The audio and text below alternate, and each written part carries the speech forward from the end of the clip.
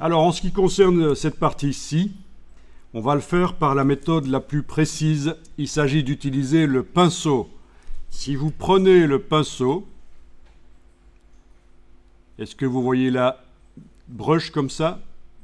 Si vous essayez de dessiner, vous êtes en train de dessiner dans la zone sélectionnée. C'est totalement foireux. Je fais un CTRL-Z. Non, il s'agit de modifier non pas les pixels, mais la sélection avec le pinceau. Et pour ça, il faut la faire apparaître sous forme de pixels. Et pour ça, vous allez enfoncer sur le clavier la touche Q. Voilà. Alors, ce qui n'est pas sélectionné apparaît en rouge transparent et ce qui est sélectionné est complètement transparent. Vous pouvez essayer la touche Q à nouveau pour sortir de là et revenir. C'est donc deux manières d'afficher les sélections, soit par pointillé, et si je veux modifier la sélection, je dois utiliser un outil de sélection, comme le lasso par exemple, ou alors sous forme de pixels, et là je vais pouvoir y aller au pinceau. Alors, la touche Q, c'est le raccourci de ceci dans le bas de la palette des outils. J'espère que vous avez mis votre palette des outils en deux colonnes comme moi à l'aide de la petite double flèche là. Si vous avez appuyé sur la croix parce que vous trouviez que c'était sympa d'appuyer sur la croix, pour récupérer votre palette des outils, c'est menu fenêtre, outils. Et donc, ça arrive souvent dans Photoshop, quand on est débutant, d'enfoncer par erreur la touche Q sur le clavier, et à ce moment-là, on ne sait plus faire grand-chose dans Photoshop.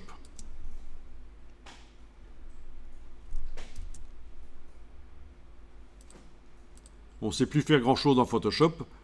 Alors vous allez dire, oui, mais dès qu'on s'est enfoncé, ça se voit, il y a du rouge transparent qui apparaît, ça se voit qu'on est en mode masque.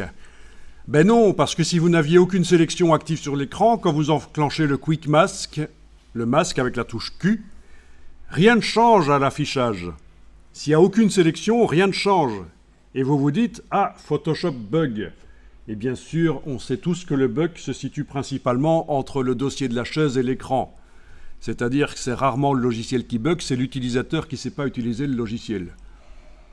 Voilà. Donc je vous le dis tout de suite, c'est une source de problème dans Photoshop. Le fait que d'enfoncer bêtement la touche Q sur le clavier active le masque. Alors voilà, vous êtes en mode masque. Vous allez, en fait, en fonction de la photo, la partie non transparente, on demande qu'elle s'affiche d'une couleur ou d'une autre, ça dépend. Si j'avais une photo avec plein de tomates rouges, le fait que ce qui n'est pas sélectionné s'affiche en rouge, ça ne serait pas très lisible, il faudrait que je passe en vert. Ici, ça tombe bien, c'était une image plutôt verte. Donc le fait que ce soit rouge, c'est bien. On va quand même voir comment on peut modifier rapidement l'affichage du masque. Double-cliquez sur le masque dans la palette des outils. Et dans la boîte qui s'ouvre, surtout ne changez pas ceci. Vous n'avez aucune raison. Cliquez là-dessus, sur la couleur. Le sélecteur de couleurs s'ouvre. Et choisissez une couleur. Par exemple, je vais choisir du bleu, par exemple. Voilà. Mauvais choix, le bleu, mais bon. OK. OK. Et quand j'enclenche le masque, maintenant c'est du bleu. Pourquoi le bleu est un mauvais choix? Parce que sur la rétine de l'œil, il y a très peu de récepteurs de bleu, très peu de récepteurs d'ondes courtes. On ne voit pas trop le détail dans le bleu, en fait. C'est pour ça que dans les années 80, les moniteurs qui n'étaient pas très performants, quand on voulait vendre ça dans les magasins ou sur les foires informatiques, on affichait des images bleues. Comme ça, les gens ne voyaient pas trop les pixels. Parce que l'œil n'est pas très bon pour voir le détail dans ce qui est bleu. Bon, je peux redouble-cliquer, je peux choisir éventuellement du vert. Voilà. Ou du rouge. C'était finalement pas si mal que ça, le rouge. Quoi qu'il en soit, vous avez vu comment faire. Hein, quoique le rouge, c'est quand même un peu chaud. Hein. Oui, la couleur de la lionne, c'est déjà orangé, donc le rouge n'est peut-être pas finalement le meilleur choix. Voilà, en vert, c'est pas mal. C'est un réglage qui restera pour toutes les images suivantes dans Photoshop, donc voilà. À un certain moment, si vous devez travailler des sélections, retoucher un masque avec le pinceau sur une image qui contient plein de choses vertes, il faudra aller changer ça. Quoi qu'il en soit, vous zoomez sur la partie qui pose problème et vous allez prendre le pinceau, oui il est déjà activé, vous le mettez au-dessus de l'écran. Est-ce que vous voyez tous la forme de la broche? Parfois on ne la voit pas, parfois c'est une croix. Ça c'est typique dans les forums de débutants Photoshop, c'est toujours la question que quelqu'un va venir poser. Oui c'est bizarre, ma broche c'est une croix. Comment ça se fait? Et bizarrement, le jour suivant ça redevient un cercle. Et le jour d'après, c'est à nouveau une croix. Comment ça se fait? C'est n'importe quoi, Photoshop bug. En fait, voilà ce qui se passe. Si sur le clavier, et je vous montre sur mon petit clavier virtuel pour que vous compreniez, si sur le clavier, vous avez la touche Caps Lock, donc la touche verrouillage majuscule, on ne parle pas de la touche majuscule qui est là, la touche verrouillage majuscule qui est enfoncée, les outils de Photoshop apparaissent avec un pointeur précis comme ça. Et sans la touche verrouillage majuscule, là je l'enlève, c'est la brush. C'est l'outil normal. Alors, la dimension de la brush, comment est-ce qu'on va pouvoir modifier ça? Il y a différentes manières. Vous avez sur le dessus, dans la barre options, de quoi faire. Mais c'est un peu foireux.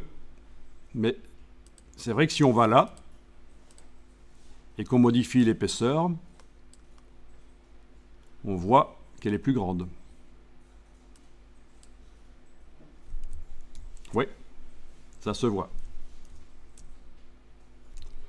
Mais enfin, on va voir comment faire pour modifier rapidement. Alors, vous avez deux touches sur le clavier. Où est-ce qu'il est? Pas là, idiot. Vous avez la touche CTRL et la touche ALT. Vous allez les enfoncer toutes les deux. Gardez-les enfoncées. Si vous êtes sur un PC, Windows, il faut utiliser le bouton droit de la souris. Si vous êtes sur un Mac, il faut utiliser le bouton gauche.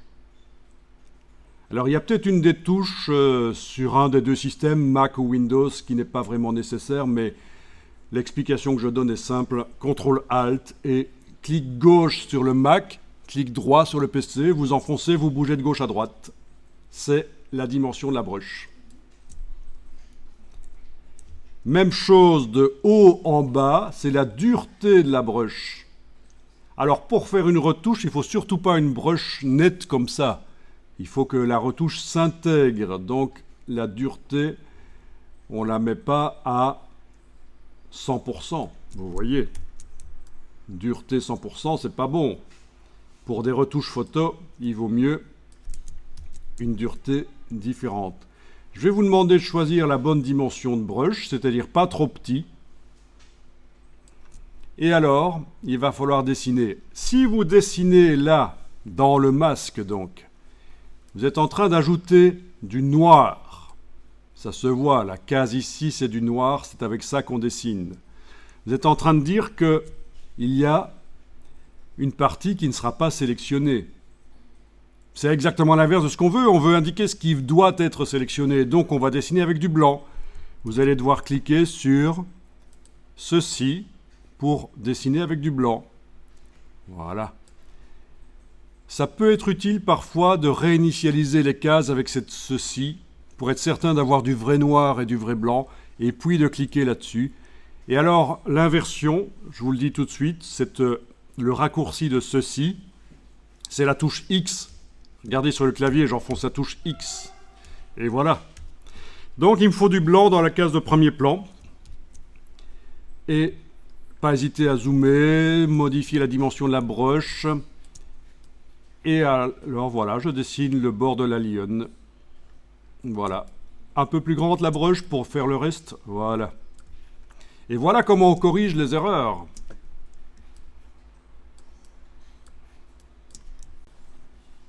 Alors, sur le dessus ici, je vais dessiner en noir. Donc, j'enfonce la touche X pour mettre le noir à l'avant-plan, vous voyez. Je vais prendre une broche à bord flou.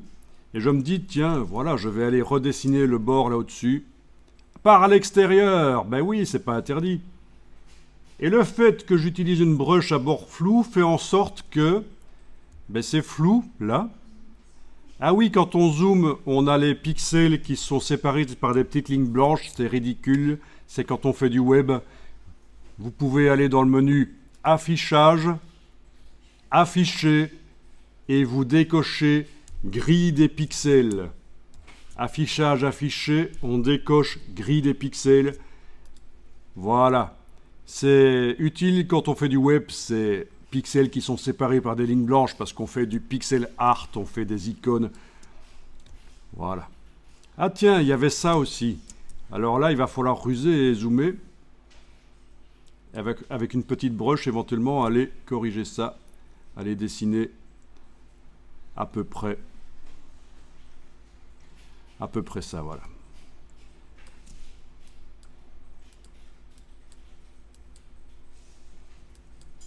Touche X, ça dessine en blanc. Bon, voilà.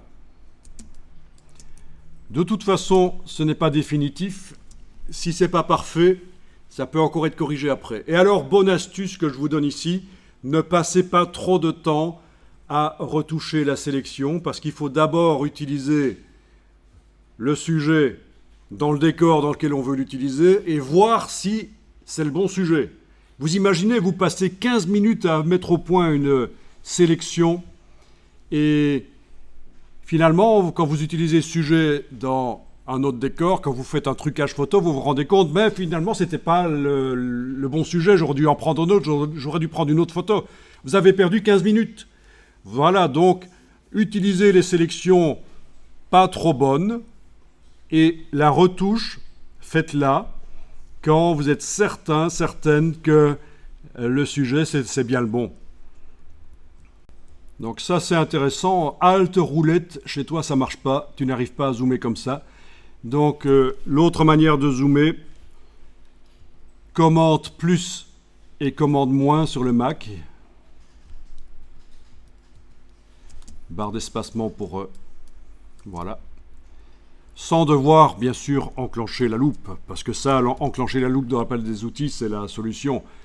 Mais sinon, commande plus, commande moins sur le Mac, contrôle plus, contrôle moins sur le PC. C'est le zoom. Je sais qu'il y a certaines personnes qui adorent ce zoom par rapport à Alt roulette, mais il est moins intéressant à mon avis. Mais il vient en renfort quand la roulette ne fonctionne pas. Donc, touche commande et les touches moins et plus qui sont sur le... ça ne se voit pas là, mais sur le clavier étendu. C'est l'occasion que je dise que vous avez toujours intérêt, pour faire du travail sérieux, à avoir un clavier étendu. Alors, sur le PC, c'est souvent un clavier étendu. Ça veut dire quoi? Ça ne veut pas dire qu'il est dans un hamac en train de se prélasser, hein, c'est pas ça, étendu. Ça veut dire simplement qu'il y a la partie droite ici avec le pavé numérique. Et donc, on disait commande plus et moins sur le Mac. Donc, moi je conseille ça, vraiment. J'ai toujours travaillé sur des claviers étendus parce que, aussi, dans InDesign, si on veut attribuer au style de paragraphe ou de caractère ou d'objet, on veut leur attribuer un raccourci clavier, c'est avec le pavé numérique. Alors en fait, sur les claviers non étendus, il y a un pavé numérique qui est caché au centre, mais c'est vraiment foireux. Et donc, sur tous mes portables qui avaient un clavier non étendu, portable Mac, je connectais un clavier étendu, et tous les gens qui ne s'y connaissent pas en infographie trouvaient ça bizarre. Ah, pourquoi est-ce que tu as un gros clavier connecté à ton portable? Il ne fonctionne plus ton clavier ou c'est parce que c'est un clavier allemand ou quoi c'est pas du AZERTY. Donc voilà. Mais pour ceux qui connaissent l'infographie, c'est évident, c'est pas possible de faire de l'infographie sur un portable avec un petit clavier. On a toujours besoin d'un grand clavier. Voilà, c'est dit. Donc la sélection a été améliorée un peu. On n'y a pas passé trop de temps. On va maintenant la mémoriser. Pour la mémoriser, on va l'afficher sous forme de défilé de fourmis. C'est-à-dire qu'on sort du Quick Mask soit avec l'icône là, soit la touche Q sur le clavier. Et on va faire sélection, mémoriser la sélection. OK. Et si je vais voir dans la palette des couches, menu fenêtre couche, je vais voir que j'ai une deuxième couche alpha qui est différente. Ça ne se voit pas trop sur la vignette ici, mais elle est différente. Alors si j'agrandissais les vignettes par le menu de la palette couche, dernière ligne ici, presque dernière ligne, option de panneau, et que je prends la plus grande taille de vignette, voilà, il est possible que j'arrive à voir la différence, oui. Entre les pattes arrière, on voit la différence. On voit la tâche qui était dans Alpha 1, qui n'est plus dans Alpha 2. Mais bon, c'est pas vraiment par les vignettes qu'on va pouvoir comparer des couches. Remarquez quelque chose, lorsque le Quick Mask est enclenché, et là j'enfonce la touche Q, dans la palette des couches, il y a une couche masque qui apparaît. Dans la palette des couches, il y a une couche masque qui apparaît. Et quand le Quick Mask n'est pas enclenché, là je viendrai enfoncer la touche Q, elle n'y est plus, cette couche. Ça n'a pas trop d'importance pour vous à ce stade-là. Si je vous en parle, c'est que, pour ne pas vous étonner, si vous avez la palette des couches affichée et que vous enclenchez le Quick Mask, vous voyez une couche alpha qui apparaît là. C'est pas vraiment une couche alpha, c'est temporaire, c'est le masque pendant qu'on travaille sur lui. Voilà. Alors on va enregistrer le fichier enregistrer sous. Donc on va l'enregistrer, je vais changer le nom ici parce que c'est un peu long comme nom. Je vais garder l'extension PSD et je vais juste la renommer Lyon, voilà, Lyon-01. Donc pour l'exercice, vous devez absolument enregistrer sous le même nom que moi. Je vais mettre une majuscule comme ça, voilà, Lyon avec majuscule, -01. Vous devez enregistrer, chaque fois que j'enregistre, vous devez enregistrer aussi le fichier. C'est ça que vous allez rendre pour prouver que vous avez fait l'exercice et suivi en même temps. Et voilà. Donc, c'est au format Photoshop.